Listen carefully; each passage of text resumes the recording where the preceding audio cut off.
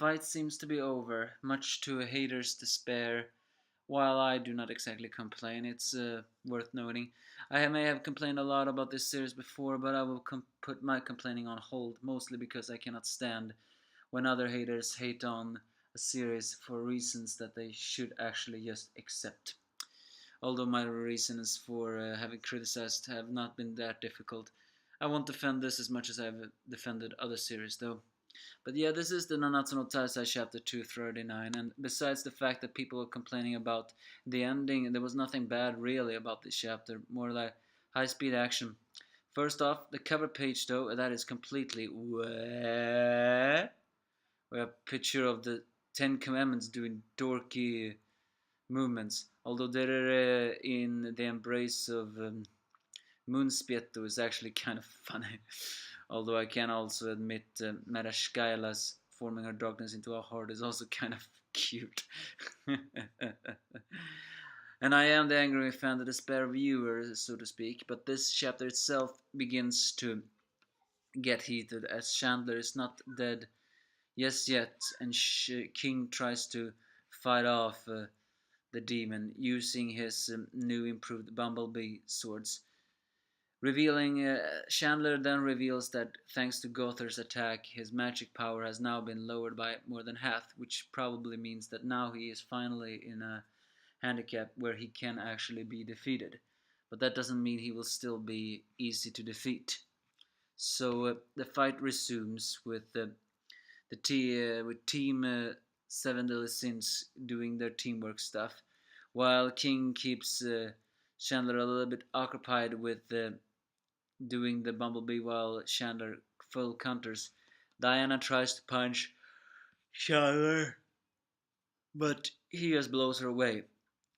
Bun, on the other hand, just grabs Chandler from behind and have an inner monologue, because I presume that is Bun's inner monologue, talking about how much he regret to the fact what he said to Meliodas, the fact that you don't understand how it feels like losing the woman you love all over again, and the fact that he had no idea what kind of things Meliodas has been going through for 3,000 years. He begs for his best friend to just wake up so he can make things right.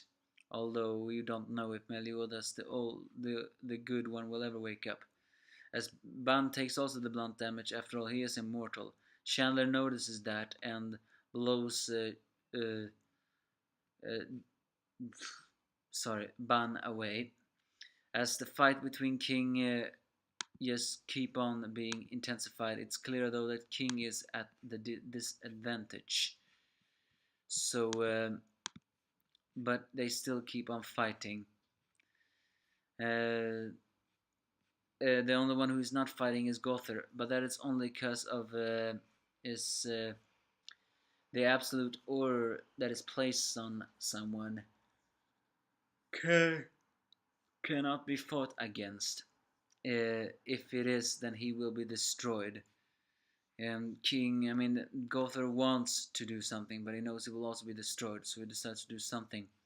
It's then, though, that an annoying hawk is the one who truly saves the day, as when it appears that Chandler has won, finally pushing back all of the 7 deadly sins and intends to finish them with one final attack,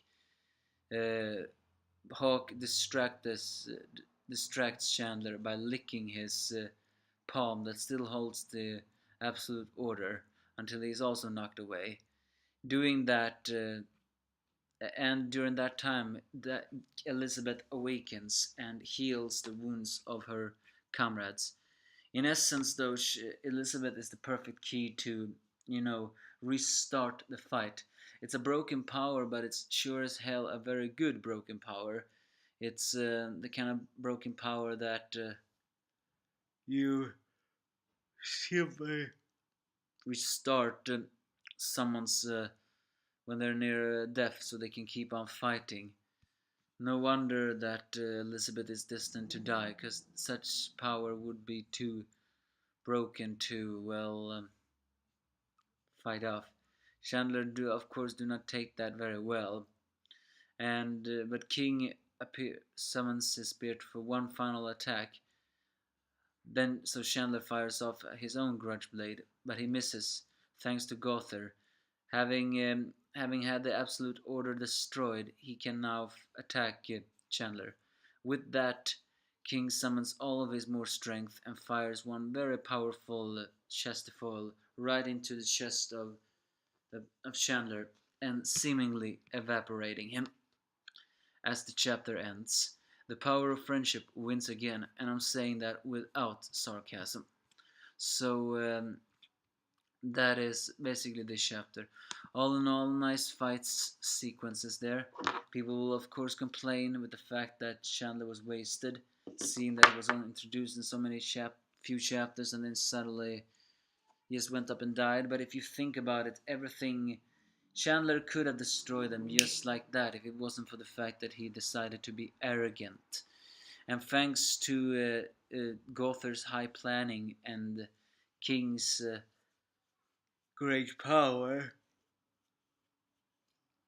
they managed to weaken Chandler enough for the other seven deadly sins to win. And also, they would not have won if Elizabeth wasn't there. So I see no reason why people should complain of the fact that they survived that and that.